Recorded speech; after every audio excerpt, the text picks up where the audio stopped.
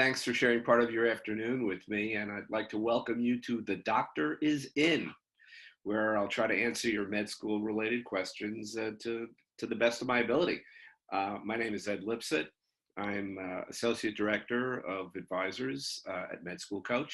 I'm a Master Advisor, and I really enjoy working with people who are trying to realize their career goal, and that is becoming a physician. Now, if I don't know the answer to one of your questions, I'll certainly refer you to a reliable source, or I'll get back to you after I've done my homework. But first, I'd like to welcome my sidekick, my buddy, Brett Rudy, Director of Marketing at MedSchoolCoach. He'll help me field your excellent questions. Okay, so I did want to discuss two brief topics before your questions start coming in. It's really important for you to have reliable sources of information when you're going through the process of applying to medical school. And let me emphasize that you really have to be careful when seeking answers and guidance. The stakes are high, so you have to be very discriminating. So I'm going to discuss two things before we engage. The first thing, what's a reliable, authoritative source of information, something that you can rely on, guidance that won't lead you astray.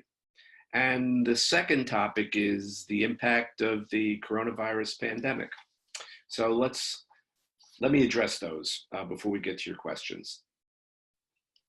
Well, firstly, there are a number of websites or sources of information that I believe you can trust. Authoritative sources include, of course, the AMCAS website, as well as the website for the Association of American Medical Colleges. Also, the AA-COMAS, which is for the DO schools, okay? AMCAS is for the allopathic schools, the AACOMAS, that's the primary application service for the DO schools, the osteopathic schools. And there's I guess you could call it a sister website, the American Osteopathic Association. Tons of reliable information, and you're going to the source. Finally, the third primary application service is the TMD-SAS. So if you're applying to schools in Texas, with the exception of Baylor, Baylor works through AMCAS, but all the other schools, I believe there are 8 schools now, 7 allopathic and 1 osteopathic, you would be consulting the TMD-SAS website, and consulting these websites is time well spent. Now, there are other sites that you should consider. Well, the individual med school websites, which are often excellent, explaining the requirements and their own, most of the schools are fairly similar in terms of requirements and in terms of their deadlines. However, there are some minor differences that you need to take into account. So consult the individual med school websites. Of course, there's the MedSchoolCoach website, which I know I'm biased, but it's excellent with terrific resources for you. So you may want to consult that. There's also a sponsored website by MedSchoolCoach, and that's Prospective Doctor, prospectivedoctor.com. Great information for you. Now, of course, if you're fortunate to have a really good pre-med advisor at your undergraduate institution, absolutely, that can be a source of tremendous information for you. So consult with your pre-med advisor. And I guess not finally, but let me add to the list, the MedSchoolCoach advisors. Instead of generalized, generic information, if you want some individualized and personalized attention, certainly contact MedSchoolCoach. And I think at some point, Brett will give you the information needed to connect with MedSchoolCoach and learn about the services that are offered. Now, just a couple of other things. There is, I don't know if you can see this. Okay, there's the official med school guide that is produced by the AAMC, the Association of American Medical Colleges. Not only do they have a guide, which you could hard copy. But you could also get online information. It's called MSAR, which is the medical school application resources. It's information for you that you could get online. It gives you a breakdown of basically your competition and what incoming medical school classes look like. The med school guide is $25. The MSR online is $25. You can get a $40 bundle. Okay, so you can get both for $40. Again, considering the overall cost of the application process, this is a good deal, and you may want to do that. Bottom line, don't go it alone. There are resources out there, and again, if you need individualized attention, I think MedSchoolCoach is a good source for you. Now, that's the first topic. Second topic, which I know is important to everyone, and that's the impact of the COVID-19 on the upcoming application cycle. As for the cycle that's concluding now, fortunately, there wasn't that much of an impact. Obviously, the in-person, face-to-face med school interviews, those were eliminated. They've become obviously video interviews. So it hasn't been too much of a disruption or a problem. Right now, I can tell you, I've been in touch with AMCAS. It's kind of interesting. The Association of American Medical Colleges, it's local for me. It's in the DC area. It's on Massachusetts Avenue right downtown in DC. They are scrambling to make necessary changes and adaptations. So let me tell you what they've done. First of all, as you probably know, the MCAT exams, the upcoming MCAT exams for the next application cycle, the upcoming cycle, they've been canceled up until May 29th. Now, a decision regarding future exams will be made no less than 2 weeks before May 29th. So it's a work in progress. You have to continue to consult the website to determine what changes will be made. However, I do have a few details actually that I've come up with. First of all, there will be additional exam dates during the summer. Right now, the method for scheduling your MCAT exam is frozen. It's on hold, okay? It will be opening, but right now, again, it's a work in progress, but there will be multiple additional exam dates during the summer. Next, there are going to be double headers where there will actually be AM and PM sessions to try to increase the number of slots available. I suspect, I've been talking with some people, I can't guarantee it, but I suspect that there'll be prioritization for those who lost their test date, because there are people who actually signed up early, their exams were canceled. What do they do now? And my hunch is that they're going to be prioritized. There will be expedited reporting of scores, because a lot of people, and some of the questions when I gave a webinar yesterday, it was, well, how is this going to disrupt the usual timetable, or my scores may come in late. I can't take it in May or April. Now I'm going to take it maybe in July or August. Am I going to be at a disadvantage? Well, one thing that they're doing is they're going to be expediting the score reporting. Usually it was generally when you took the exam 5 to 6 weeks later, the exam results would be made available to the medical schools that you've chosen. They're going to try to get that in the 3-week range. So that will help a bit. Also, the schools themselves, they're going to adapt to the delayed score reporting. Most of these committees, they actually don't meet until September. This should not impact the committee meetings that much, because many times they were done by video conferencing anyway.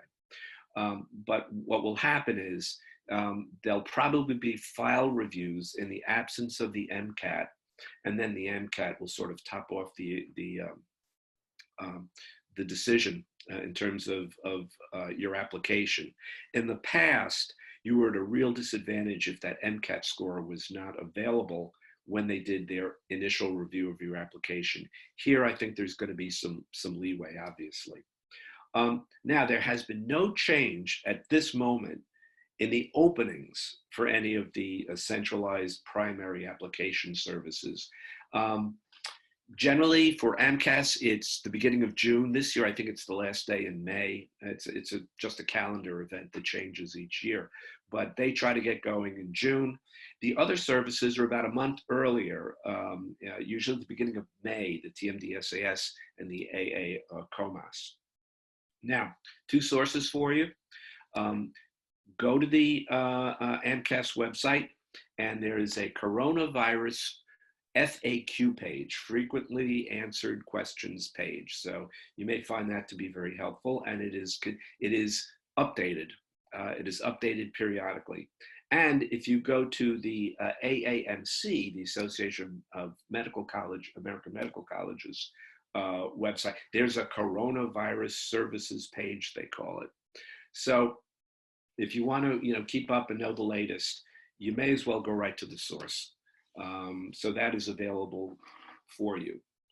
So hopefully that anticipates some of your questions, and why don't we open the phone lines? Okay, Brett, you want to field some questions?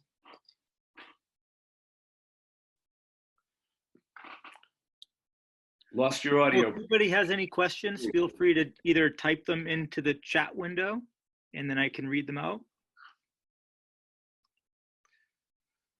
By the way, I hope everybody is well and safe. So while we're waiting for questions, one thing that I'll point out, I'll text this over to everybody now in the chat window, is we've created a web page called Medical School Application Changes Tracker, and we try to update this on a weekly basis, and it lists all changes at every single school. So every single school has its own row in there that can help all of you keep up to date on any changes that are going on at a specific school in the application process. This makes it a lot easier for you than having to go to school to school to school to school to check where all the changes are. You can look in one place and it's all there. So I just put that in the chat window. I recommend that you all bookmark that. It's a good resource so that you can keep tabs on what's going on during the application process. But if anybody has any questions in regards to test scores or anything, feel free to just ask away. So we have a question from Sarah, actually, which I'll read off for you, Dr. Lipsit. Would you say there's a benefit to taking a gap year versus applying to medical school right away? Okay, that's a great question, and it's a question that's commonly answered and asked and answered. I'll tell you, if you go back maybe 20 or 30 years, somebody who took gap time, it was considered almost non-traditional, but that's changing. That's changing dramatically. In fact, when I was going over some statistics recently, I believe that the entering class at UMass, 70% of accepted applicants have had gap time. So I think there's been a kind of a little bit of a shift in philosophy. The fact is, I think it depends on the individual. In other words, if you've had a lot of great experiences during your undergraduate career, you're definite in terms of your career choice, and you've got great metrics, I think you're prepared to apply to medical school, and hopefully you'll be successful. However, if after analyzing your activities list, certainly if you see that there are some holes in that list, which include, I went over yesterday's webinar, the numerous categories, including, medically related activities, volunteer work, teaching, research, leadership, work experience, extracurricular activities. If you feel you're lacking in some of those areas, that's what a gap year is all about. And actually, I personally believe it obviously it adds to your maturity level. You've been out in the real world, gives you an opportunity to do any one of a number of things. Again, more volunteer work, more teaching, whatever you're interested in. So my feeling is that a gap year is not a disadvantage. It can be an advantage. However, having said that, there are clearly individuals who are ready to go. They go through their undergraduate career. They've got plenty of great activities. They've made up their mind. So I think it depends on the individual, but I do not believe that a gap year puts you at a disadvantage. So we had another question come in regarding the COVID-19 situation. What would you recommend for people who are retaking the MCAT? Are people looking at the first score alone? Okay, that's it's another good question. I mean, in the past, if you were taking a second MCAT because maybe you were disappointed with the initial result, you took an early MCAT, making sure that that second score would be seen. Now, in the primary application, you can notify AMCAS and the institutions that another score is on the way. Okay, so even if you weren't able to take that second MCAT early enough to be included with your primary, you notify them. They'll put your application on hold, and they will take into account the second. Now, a follow-up question to that is, what's the most important? Is it the first one? Is it the second one? Is it the combination of the two? And the answer is yes. The bottom line is we don't know. It varies from committee to committee. On some committee, file reviewers are instructed to take the highest score, some the latest score, some average the scores. In my own personal situation, we took the highest score. And the philosophy behind that was, you can't artificially get a higher score. In other words, if you get a higher score, you did better. On the other hand, at one point in time, maybe it was an off day and it might not have represented your true academic potential. So we tended to go with the higher score. So if you're going to be taking it again, and if you're delayed, in the application, you can indicate your test date. It's important to line up a test date so that that test date is included in the application. And then when the committees review your file, they will understand that another score is on the way. And hopefully they'll put you on hold until that second score comes in, because that's going to be a critical component in terms of your ultimate fate. So the next question comes from Alex, and I think Alex is tossing us softballs here with part of this question. But the question is it possible to take the MCAT without taking all the prerequisites? Some med schools stop requiring prerequisites. And what MCAT program do you recommend for somebody who's very busy? Maybe they work full time, or maybe they have kids. Are there any good MCAT prep programs you could recommend? So two-part question. Okay. All right. The first part is, the MCAT and the prerequisites. I mean, they're independent, but for most of the schools, you still need the prerequisites. The fact is that when I was doing file reviews, there was actually a specific checkoff box indicating prerequisites have been completed or they're in the process of being completed. Okay, so we needed that information. So they're independent, but they're both necessary, of course. Now, in terms of in terms of MCAT prep courses, I'm biased. I know the director of MCAT tutoring at MedSchoolCoach, Ken Tao, is phenomenal, and I think his claim to fame, and it's not a sales pitch, but his claim to fame, of course, is that his approach is very, very personalized. And I think that's important because we all learn differently. We all have different needs, different strengths, different weaknesses. And so it's important to address that. And for some people, maybe an all size, one size fits all is okay. But for others, especially if you know yourself and you know that you have a certain way that you learn best, or if you know that there are certain areas that you really need to concentrate on, a more individualized approach is best. And I think Ken would be fantastic. So next question.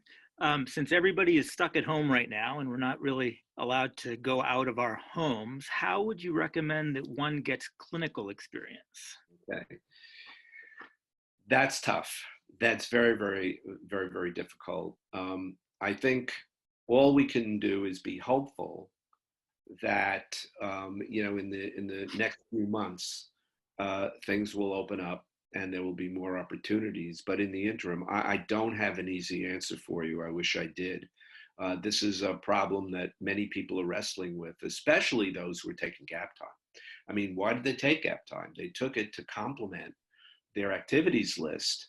And for many people, it's to do more. And often that involves patient contact or certainly, getting out of the house. So, I have to confess, I don't have a great answer for you on that.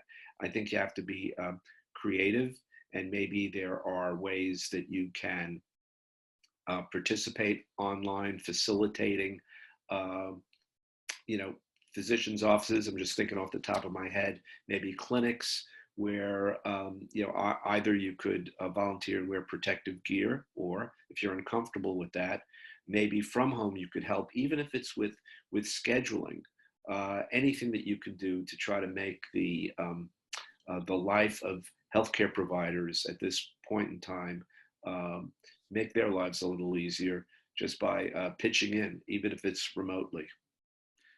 So I received another question through private message that they thought might not be relevant for this conference, but as I'm reading it more closely, I'm realizing that I've gotten this question a lot in webinars that we've had over the last few days and weeks. So I figured I'm going to put it out there. There's probably several people that this may apply to.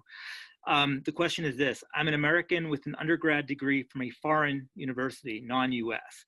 What would you recommend for my application, considering many schools require a US degree? Would I be better off applying to postbac programs or transferring to US school in order to complete a year of undergrad studies in the US? Right. Well, this is extraordinarily school specific. As a blanket statement, if your undergraduate education has been abroad, you'll be considered an international student, and there are also questions, of course, about your visa status, but you'll be considered an international student and you are at a major disadvantage. I mean, I'm not going to sugarcoat this. Actually, a majority of schools probably will not consider your application, but there are schools that if you do domestic coursework at accredited institutions, especially if it's prerequisite courses, it's school by school. You go to their website and it will tell you specifically what you need to do to be considered. Not only, I mean, you're an international student, but you're an international student who is worthy of consideration, and they will look at your application. It is on a school by school basis. Some require a year or two of undergraduate credits at a domestic institution. Some even spell out exactly what courses need to be taken.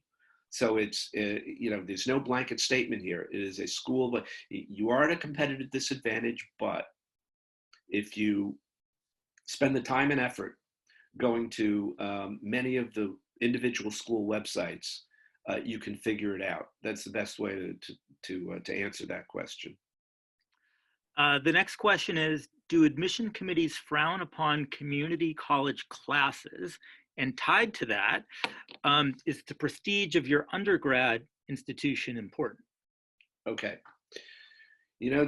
That's a complicated question because you could look at it on multiple levels. The prestige of the school, the difficulty of the curriculum, okay, whether that's taken into account, versus the metrics that you achieve.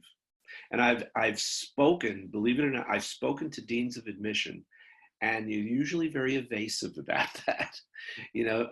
So it probably depends on the committee. I think in general, if I had to prioritize, I would say the first thing that's most important are simply the metrics, the numbers, okay? After that, the next level would probably be the institution, but I have a very strong suspicion that the only way that the institution that you attend comes into play is if you go to one of the so-called elite institutions, okay? An Ivy League school, perhaps, maybe a Stanford or an MIT or a Caltech. You basically know the schools that I'm talking about. There are some committees that will give a few additional points, actually, if you've obtained your education at one of the elite schools. But short of that, short of maybe a dozen or 15 schools in the country, it probably doesn't make any difference. Now, the community college question is a good one. And we have to be fair about this. People get their undergraduate credits, their courses at the community college level for a number of different reasons. For some individuals, it's the entry point. You know, they may not have the resources or the grades to enter into a 4-year university right off the bat. And to tell you the truth, I think that shows a great deal of grit and determination to go from the community college and then hopefully transfer into a 4-year institution. So one could look at it as something very positive. I think that if the community college exposure in terms of the courses and the number of credits is limited and you excel, you can turn that into a very positive story. I think the vast majority of applicants have simply gone to a very good, reputable 4-year institution, and they're all in the same boat. And then it's like anything else. You have the almost a bell-shaped curve, and at one end you have a small number of students who've gone to an elite institution, and then you have those who've gotten many of their credits through community college. I think most committees look at the overall picture, the overall story. In other words, if many of your credits were done at the community college level, why? And if you had a good reason, again, because of difficulty in gaining entry to a 4-year institution, or for many applicants that I've dealt with, there are economic concerns. So if it's a good story, I don't think you'll be at a disadvantage. Next question is, would you recommend doing a master's immediately before you go to medical school? Okay, great question. To me, either a special master's program or a master's of science program, you do it for one of two reasons.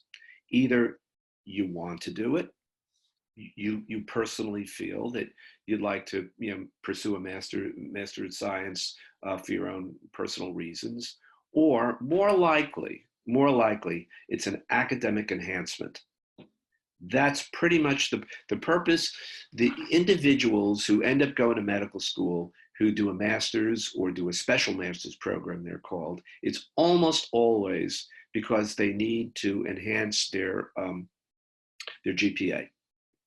Because if you have a good MCAT score and your GPA is lacking, and as I spoke about yesterday, it's getting difficult. The mean GPA of those accepted is around a 3.7. So that's a lot of A's and a couple of B's and hopefully no C's. So, and not everybody, can have a GPA like that. There are very worthy applicants, great activities, great letters of recommendation. They have a nice MCAT score, and for some reason their GPA may be somewhat deficient. Probably their freshman year, a little bit of the freshman year shock. And once you start off on the wrong foot, no matter how good a student you are, mathematically it's really hard to raise that GPA to the 3.7 level. It's hard to do. So what can you do?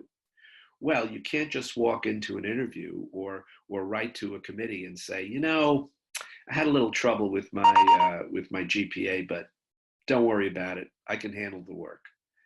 You got to prove it, and the way you prove it, and this makes logical sense. You take challenging work, and you show that you can excel.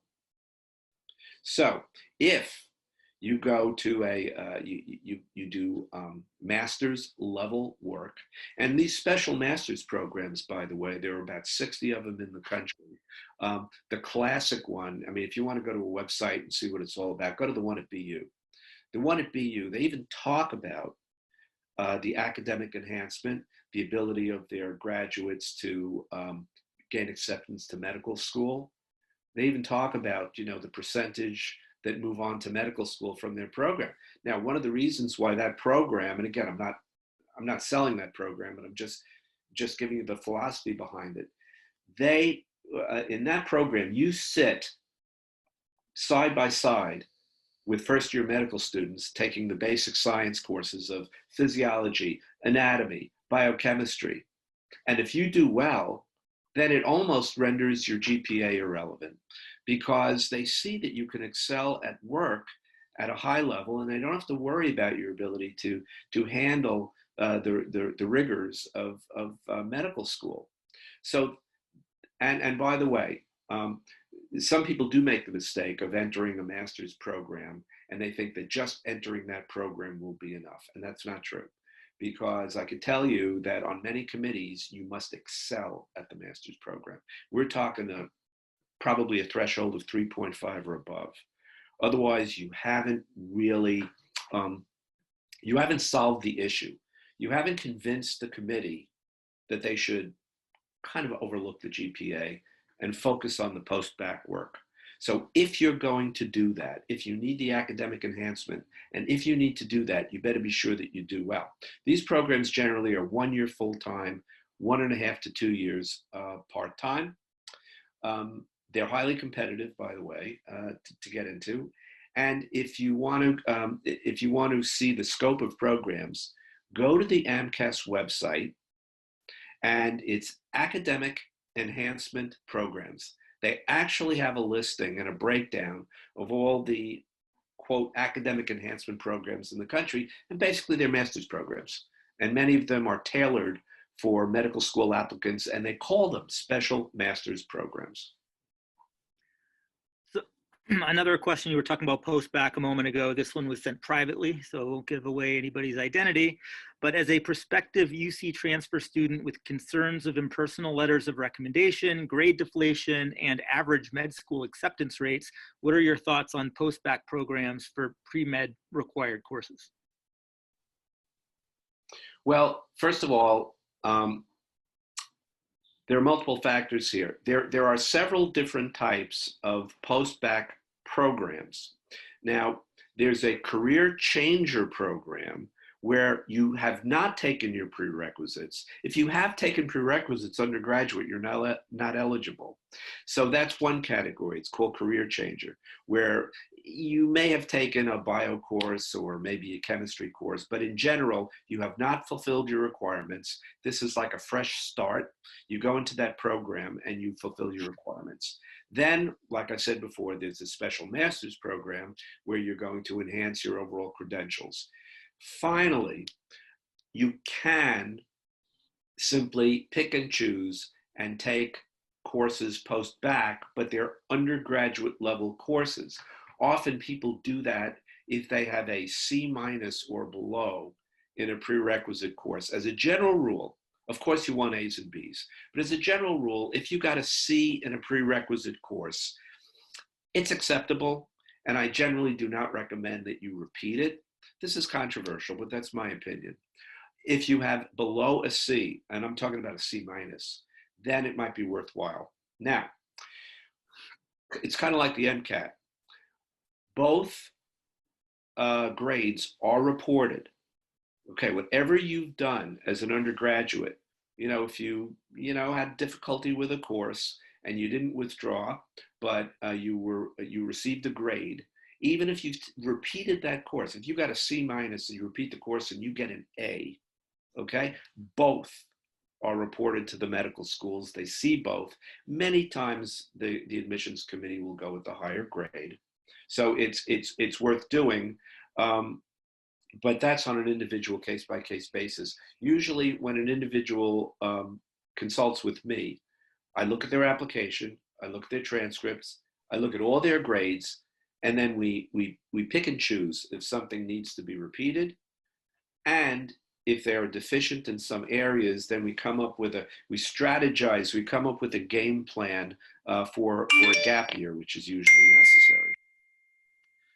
So the next question is there any benefit to applying to a school that I have a tie to? For instance, I grew up in Boston, I'm applying to a school in Boston, whether I live there now or maybe I grew up there a long time ago. Okay, very good question.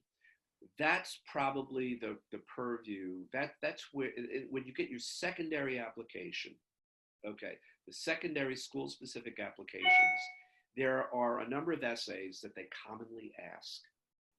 That's your opportunity to talk about either future plans or uh, your your ties, your support system, the reason why that particular school is an excellent fit for you.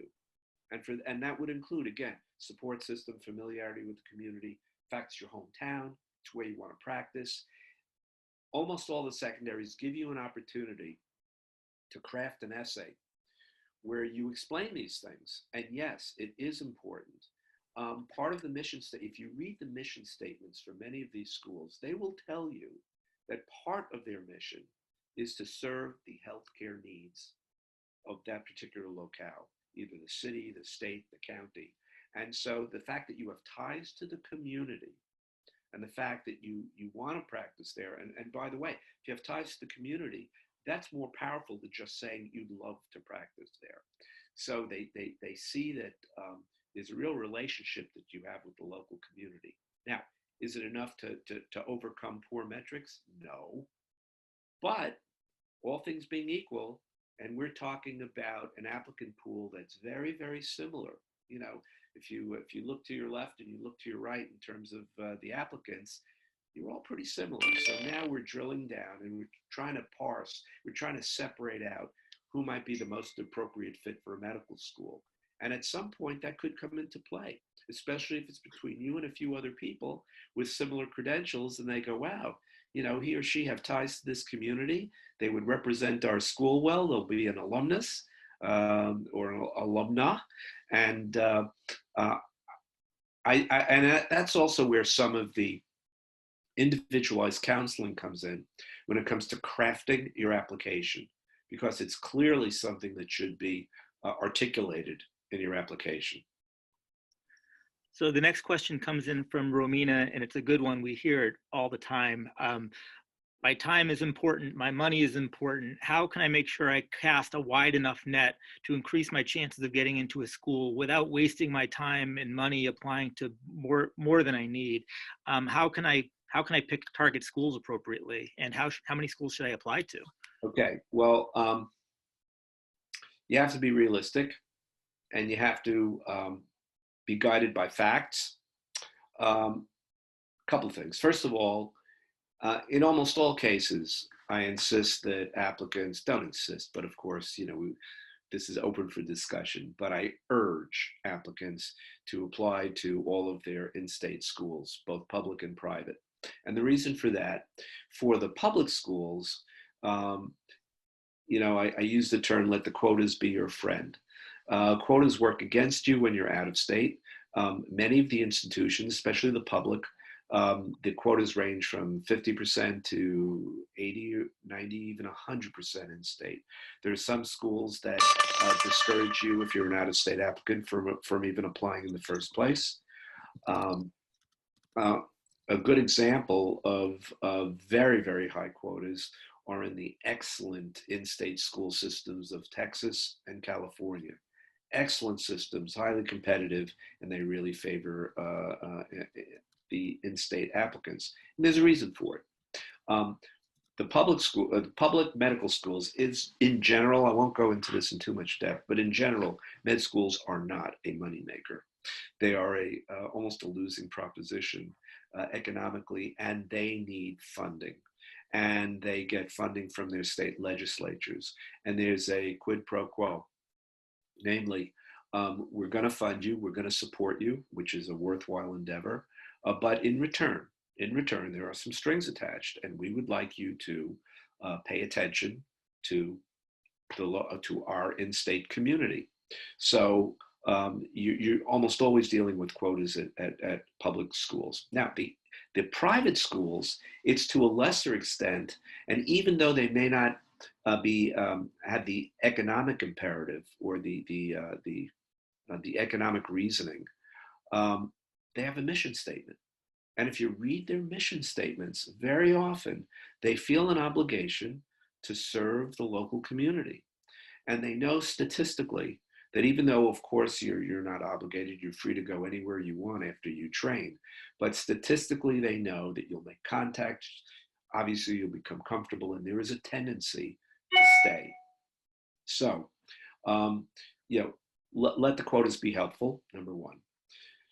Number two, the profile of incoming students, especially with the MSAR that I mentioned, you go online, you get the MSAR statistics. It's right there for you. It's a breakdown of every school, what they're looking for in terms of metrics, the geographic distribution of accepted applicants. In addition, I have some proprietary algorithms where basically I plug in your metrics, your state of residence, a few little fudge factors, and we come up with an intelligent list because you're absolutely right. You don't have unlimited resources, money, time.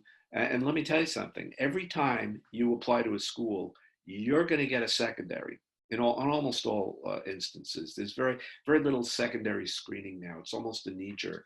You apply within a week, you're going to get a secondary. The secondaries can be extensive. So there's a lot of effort required on your part. So you're right. You got to be intelligent about this. Now, in terms of how many schools, the conventional wisdom, it depends. I mean, if you have absolutely outstanding credentials, you might be able to get by with 15 or 20 schools. Otherwise, you're probably going to be more in the 25 to 35 school range. Some studies have shown that once you go above that statistically, you're probably not going to do much better. To hit all the target schools and have a couple of reaches and maybe a couple of undershoots. Now, I hate that term because none of these schools are easy to get into, but relative undershoots. You're going to need about 25 to 30 schools. There's no way around it. And you have to cast a wide net because this is not the medical school admissions process. I have a lot of respect for it, especially having been on the inside. Believe me, I respect the committees, but it is not as scientific as you'd like it to be. There is a little bit of subjectivity.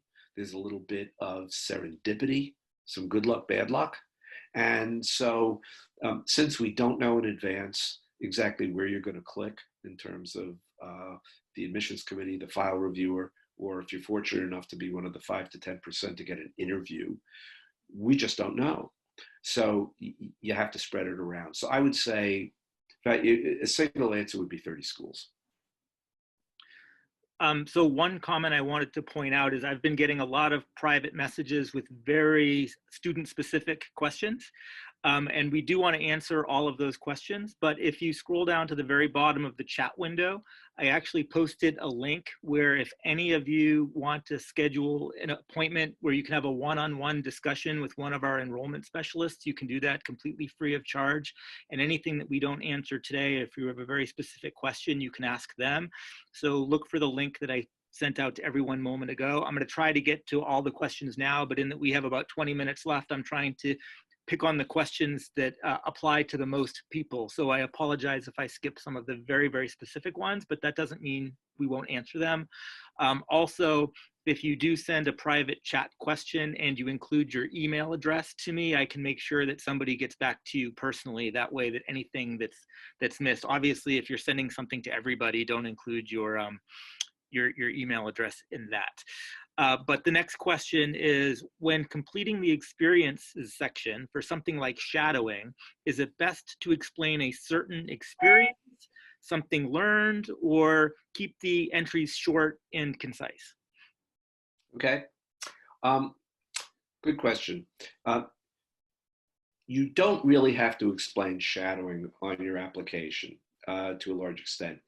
You can integrate that into your personal statement and into the secondaries. My preference, so you have to understand that the process here, the file is given to a file reader, okay? They're getting hundreds and hundreds of files to look at, all right? They do pay attention, but when it comes to the activities list, they're kind of skimming, okay? Now, for AMCAS, 3 activities have to be described as most meaningful, where there's a brief description, and then you give a nice paragraph detailing why the experience was so meaningful for you. They concentrate on that. They read those carefully. As for the rest, it tends to be, I like to keep it short and sweet where you're respecting the time of the file reviewer.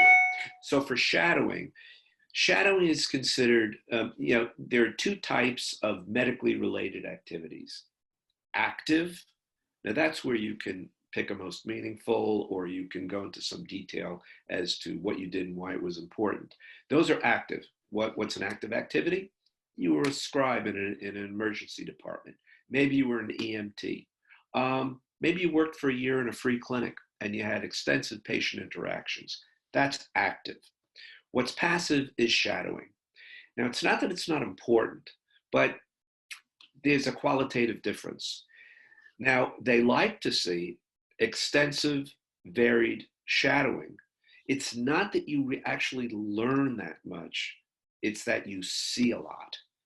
And it's one of the ways of convincing a committee that you know what you're getting yourself into.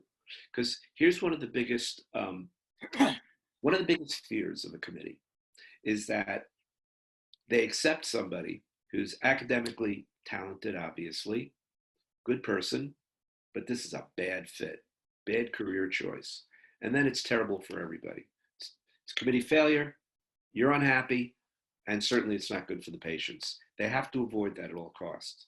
So one of the ways that you can convince them that you know what you're doing and this is the right career choice is by at least observing and witnessing a number of physicians, preferably in different specialty areas. Now, here's part of the misinformation. If you go to some websites, they'll say, well, 25 hours or 40 hours or whatever. But I can tell you from my personal experience, I use the triple digit rule. The successful applicants that I've worked with approach 100 hours or more of shadowing, with substantial experience, observing, witnessing. Often that will lead to a terrific letter of recommendation, by the way, from a physician. But getting to answering your question, I simply like a listing.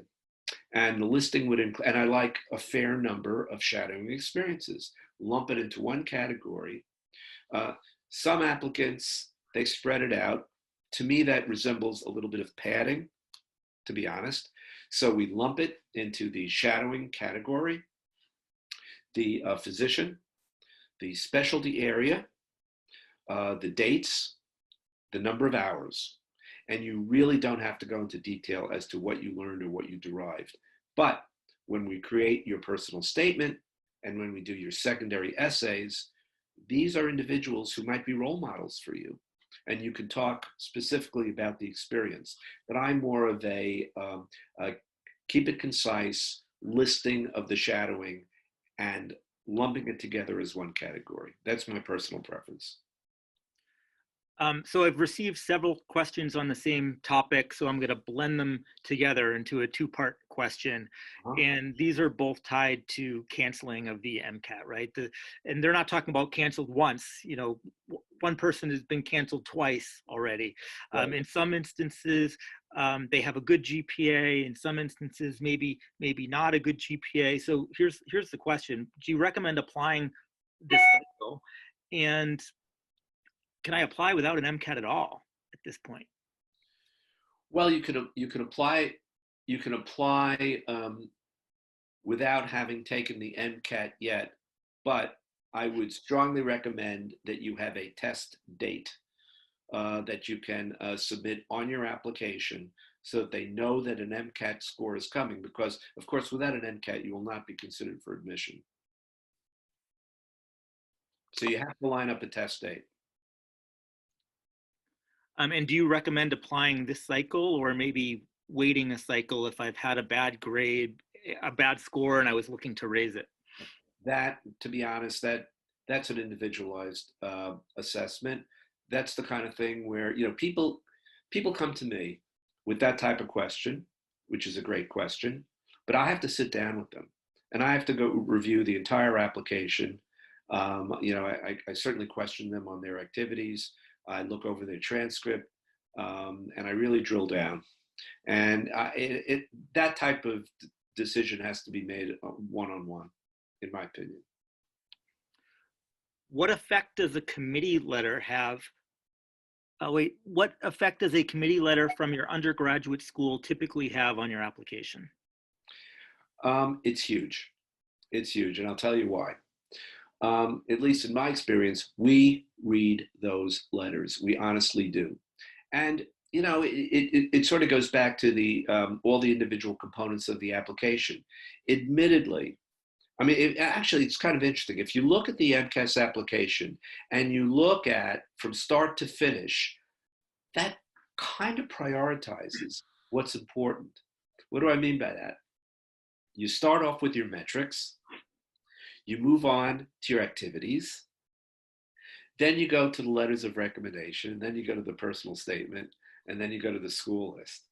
And, I was looking over an application the other day and it kind of just clicked in my head. It went, wow, that is kind of the way they prioritize.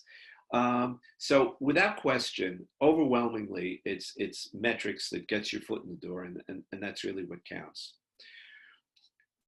Now, many people apply with excellent metrics. Many people apply with great activities, and many people have a fine personal statement. So we then get to the letters of recommendation, and that's where we can start to distinguish between those who have a superior application and those who don't. Now, I'm going to talk very briefly about why the letters of recommendation or the letters of evaluation, as they call it, is so important. You have to be very, very careful. Just think about it. When you ask somebody for a letter of recommendation, it's awkward for them to say no, and it's actually kind of flattering that you ask them.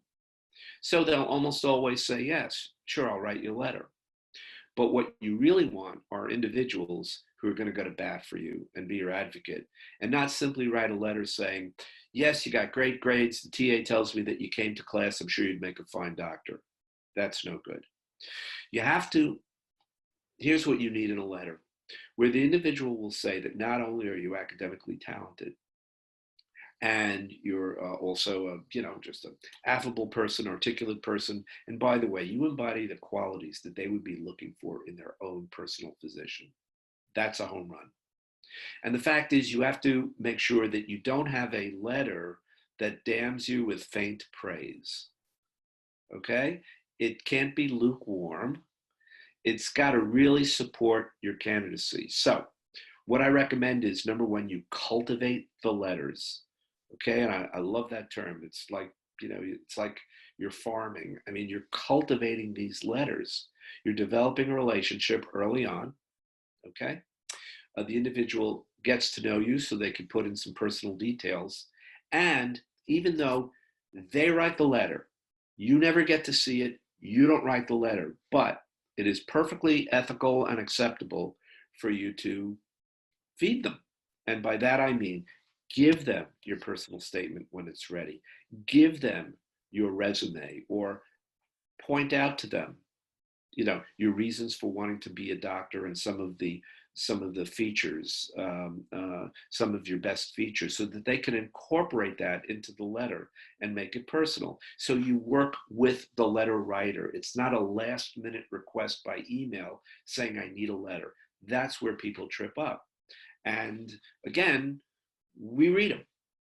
Committees read them. Now, in terms of the letters that you need, again, I went over this yesterday. I'll go over it briefly now because it's important. It's one of the things that you have to plan out. Basically, the primary application takes care of the requirements for all the medical schools that you're going to apply to. However, the one school-specific area is what's required in terms of the letters of recommendation. For some schools, you got a committee packet. If there's a pre-health committee, pre-health advisory committee at your institution, they collect letters from faculty members, they send it out, boom, that's it. That's all they need. But there are some schools that are more demanding. So I'm going to give you the maximum, okay? In other words, if you have this, you can apply to all 147 allopathic schools in the country. And that would include 2 letters from science faculty, okay, above the TA level. okay? Preferably people who've instructed you and who can talk about you a little bit, okay? 2 science, 1 humanities, and then it's always good to have on file 2 letters that attest to your character, not just your academic credentials, such as maybe a physician who you've worked with. It could be a principal investigator that you've worked with doing research. It could be a supervisor of, let's say, a volunteer program, or it could be clergy even, but they can attest to your character. Now, if you have all that stuff, you'll be in a position to send out to each school what they request. Now, understand that AMCAS is a repository. It's a 1-year repository. They will accept up to 10 letters. You don't need 10 letters, but it's your ammunition when it comes to sending out letters. They will send out the letters based on your instructions. So think of it as a little vault, and they keep it for a year. Now, there are some private services that work just as well. One of them is Interfolio. The only benefit to Interfolio is that they will keep your letters on file for multiple years. In general, if you have to reapply, you'll probably want some freshened letters or some new letters anyway. But either route is perfectly acceptable, either going with AMCAS or one of the private services. Again, you don't get to see the letter. The letter's not sent to you. The letter, you're out of the equation. And that's why these services operate that way. Also, one more thing I want to mention, and that is one of the rate limiting factors in people applying are the transcripts. Okay, now, until AMCAS gets your official transcript, you don't exist, okay? That's part of what's called a verification process. In other words, you could go, you can get your ID and, you think you're fine, but you're really not an applicant until they get an official transcript. Now, I generally recommend that you order one for yourself, not a transcript that you're going to get and pass on. They don't want that. But it will help you, because if you look at the application services, unfortunately, they require you to manually enter your coursework, okay? So you have to manually enter it. AMCAS gets an official transcript from your registrar, and they confirm, verify, and actually create a GPA for you. One of the reasons why I bring up the transcript issue is because AMCAS getting the transcript is so important that if for some reason you have a registrar who is either overwhelmed or not particularly efficient, that can hold you up a little bit. So one of the first things that you do when they open the application service is to start requesting your transcripts from the registrar of any higher level institution that you've attended, and they want to see them all. So the next question was a private one sent to me, but I think that this impacts so many people in so many different ways, because not only have everybody's tests been canceled, but all the extracurriculars and activities that they were going to do have also been canceled in many ways. But in many instances, people have already been accepted for jobs and accepted at conferences. So I just thought this was a really brilliant question that would probably apply to a lot of people, even if not exactly. So I'll read this. My abstract was accepted for a poster presentation in a national conference before the COVID pandemic. The conference was scheduled in May, but has since been canceled, obviously. Because the abstract was accepted for the pandemic, would it be fine to include this within the activities section of AMCAS with a comment regarding how the conference was affected? But when answering this, if you could answer it more specifically in regards to what should people do when they had things that were scheduled that they got accepted to, but now it's not happening? Can they still get credit for those things they were accepted for? Here's my guess, okay, because there's been no official word on this, but here's my guess. These are extraordinary times, okay? This is not normal. Usually, and probably for the cycle after this, we'll return to normal, hopefully. But if you anticipate doing something and you haven't done it, it cannot be included in your activities list, and it cannot be It's simply not acceptable for the activities. You must have done it or be doing it. That being said, um, I really don't know for sure whether they're going to be flexible and create some leeway on this. What I will tell you, though, is that there will be plenty of opportunity to talk about that um, in the secondaries. Because in the secondaries, they almost always ask, are there, uh, is there information that for whatever reason you were not able to include on the primary application that you think would be of relevance or of either of concern or hopefully of positive relevance to the admissions committee. So that will be the venue for that. That will be your the way of working that into your application. But what you just described, though, Brett, I think could be included in a primary because this was something that was accepted for publication or accepted for presentation, okay? Or even if something has not been accepted, but it has been submitted, I still list that because it's not something that will be done. In other words, if I was going to submit something for publication, it's not ready right now, and I would be submitting it in a few months. That's something I would not put on a primary. That's something I would put on a secondary or work it into my personal statement. But if something has been submitted and either accepted or even if it's just under review, that's something that's been accomplished. That's something that I would put in the primary application. So we're nearing the end of our time, so we'll take one more question. But before we get to that, I'm going to post again a link.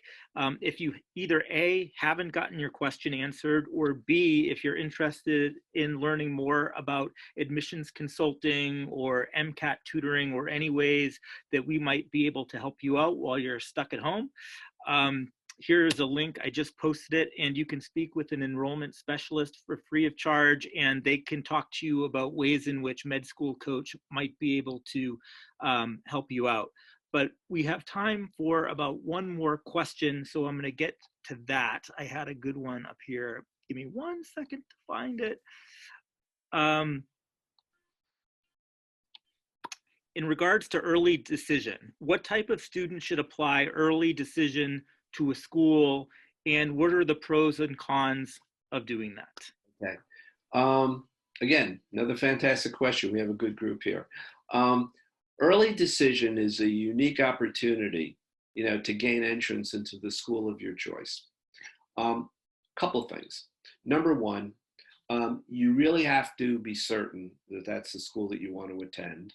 And early admission as a general rule is very, very difficult to achieve because it's highly competitive. I mean, let's face it, if you know the school that you want to go to, and this is an opportunity for you to eliminate the waiting game and basically, I wouldn't say short circuit the process, but certainly facilitate your being able to go to that school. That's something you're going to jump on. That's something that you're going to want to do. So it's extremely competitive. There's good news, bad news. The good news is that if you are accepted, obviously your path is clear and you've gotten this out of the way, fairly early in your academic career. On the other hand, if you don't, when you apply for early acceptance, you are not applying to other schools, okay? You are restricting yourself to that school where if accepted, you're obligated to go. That's fine. But if you're not accepted, they may not make that determination until late in the fall. It could be November, it could be December. And in the meantime, you're at a competitive disadvantage if you get thrown into the general applicant pool.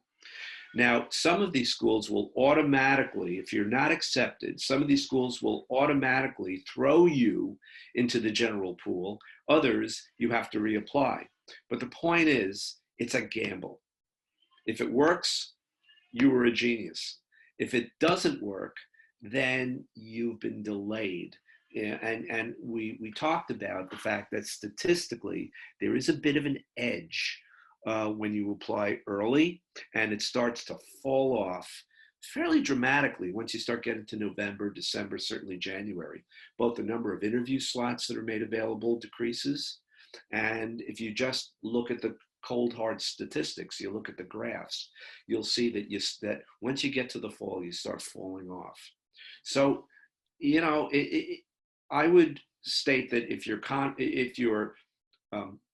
definite about where you want to go, and if you have absolutely outstanding credentials, it's definitely worth a go. And again, this is something that I work with, basically evaluating the application in its entirety. And if it's a really solid application and you've come to that determination, I think it's a great idea.